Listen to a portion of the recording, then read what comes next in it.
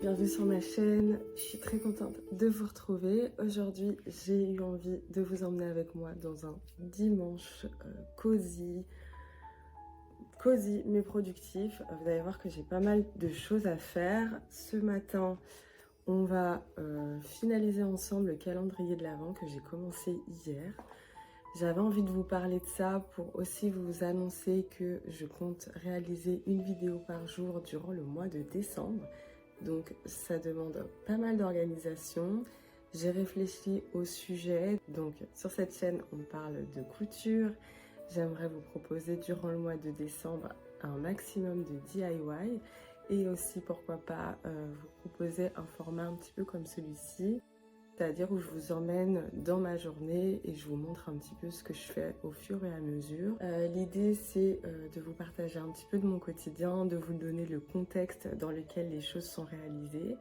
Là, le calendrier de l'Avent, l'idée c'est de réaliser un calendrier de l'Avent tout simplement pour les fêtes de Noël, pour décorer l'endroit où je serai. Et aussi, j'ai envie de me servir de ce calendrier de l'Avent pour réaliser l'intro des vidéos qui vont être publiées durant le mois de décembre. Donc j'ai un petit peu une idée avec un petit côté féerique où je prends un petit cadeau chaque jour et la vidéo commence. Donc il faut que je termine ce calendrier de l'Avent, ce qui va être sous forme d'une petite maison, donc même une grande maison.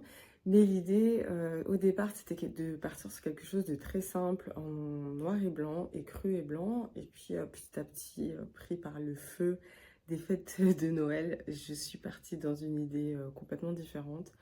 Donc finalement je me suis laissée emporter et j'ai envie que ça devienne quelque chose d'encore plus sympa. Je vais vous montrer un petit peu les achats que j'ai fait dernièrement d'un point de vue papeterie. J'avais fait d'ailleurs une petite revue, déjà une première revue quand je vous présentais dans ma vidéo mon journal couture, et on reste un petit peu dans les mêmes coloris.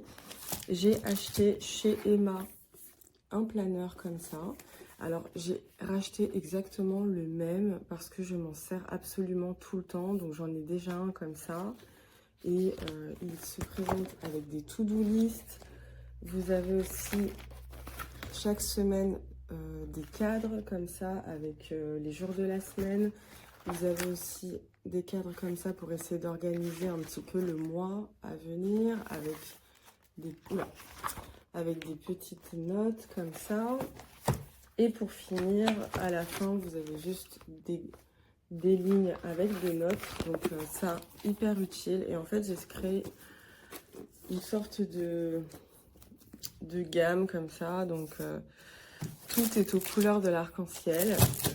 Alors, non seulement j'adore les couleurs, mais je trouve que pour un système d'organisation, c'est hyper intéressant. Je suis en train de pencher sur la création de mon propre agenda, donc je suis trop contente et j'aimerais bien récupérer ce système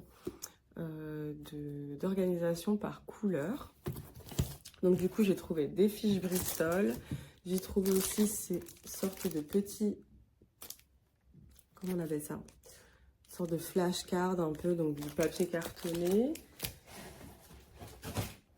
J'ai aussi acheté chez Emma ce planificateur de repas. Alors je ne vais absolument pas m'en servir de cette manière, mais j'aimais bien l'idée d'avoir une vue complète sur le mois.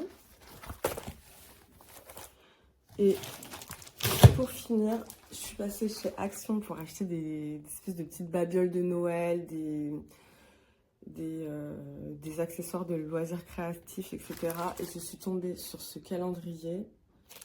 Donc, si vous avez envie d'acheter un calendrier, que vous avez un petit budget, que vous voulez avoir un calendrier comme ça avec une vision sur le mois.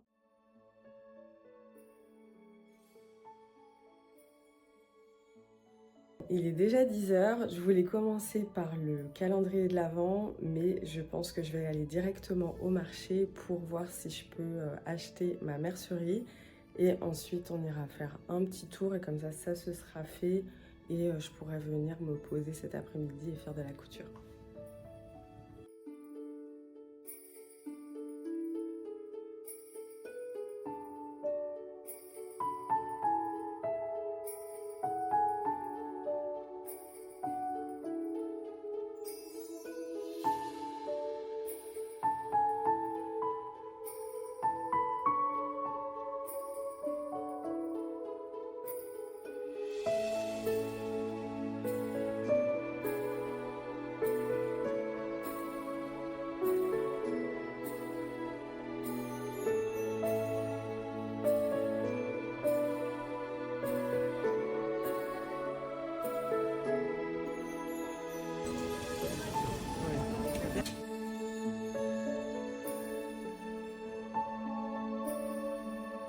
prête à continuer mon calendrier de l'Avent. Je vais faire le point avec vous sur ce que j'ai fait et les choix que je compte faire pour ce calendrier. Je voulais une grande maison avec des fenêtres. J'étais aussi partie avec cette idée que chaque maison serait une case. Donc on va quand même garder cette idée-là, mais au départ, je voulais mettre du biais un peu partout, du biais noir en plus. Donc quand je l'ai réalisé, je trouvais que ça faisait vraiment beaucoup trop fort. J'avais vraiment cette idée de me dire, on va border toutes les cases avec du biais, mais finalement, je trouve que ça complique un petit peu le projet. Ça va me faire beaucoup plus de travail pour un résultat que je trouve vraiment joli. Donc, il faut se dire qu'il va y avoir quand même les numéros en noir. Donc, l'espace va quand même être déjà bien occupé avec les numéros. J'hésite encore à rajouter une porte qui serait la case du 25, parce que je trouve que c'est toujours sympa des calendriers avec le 25, parce que c'est quand même le jour de Noël, donc il nous faut un cadeau.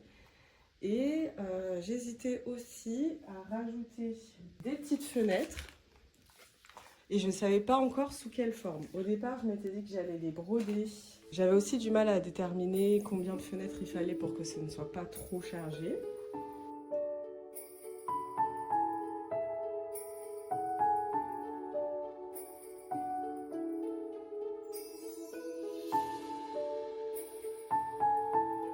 Alors, je suis très contente du résultat de ma porte. Il faut que j'enlève ce fil-là. Mais je suis venue faire un petit motif au point zigzag avec un patch. Et j'ai ajouté une plus grande poche pour le cadeau du 25 décembre.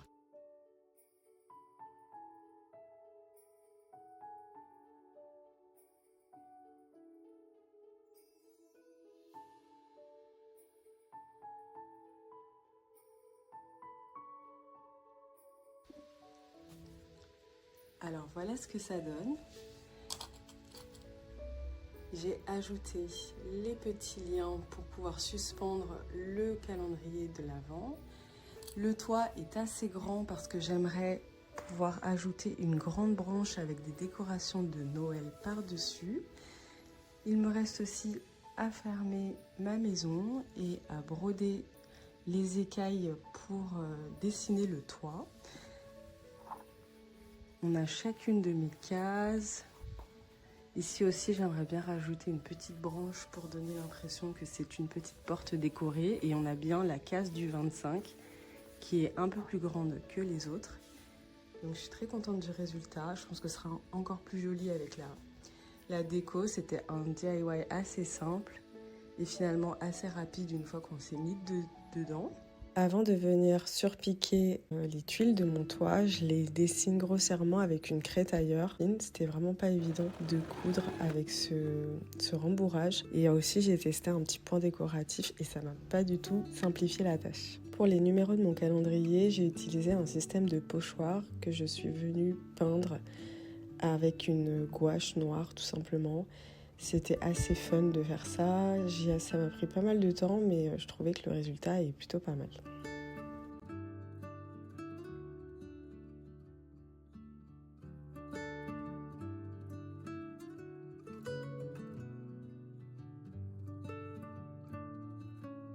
Mon calendrier est maintenant terminé. Je me suis amusée à réunir toute ma décoration de Noël. J'ai acheté des choses ici et là et j'ai aussi récupéré des choses que j'avais déjà. J'ai vraiment beaucoup aimé imaginer ce calendrier de l'Avent, le coudre et ensuite faire toute la décoration. J'espère que vous avez apprécié me suivre dans la réalisation de mon calendrier de l'Avent. Je vous dis à demain et bonne fête.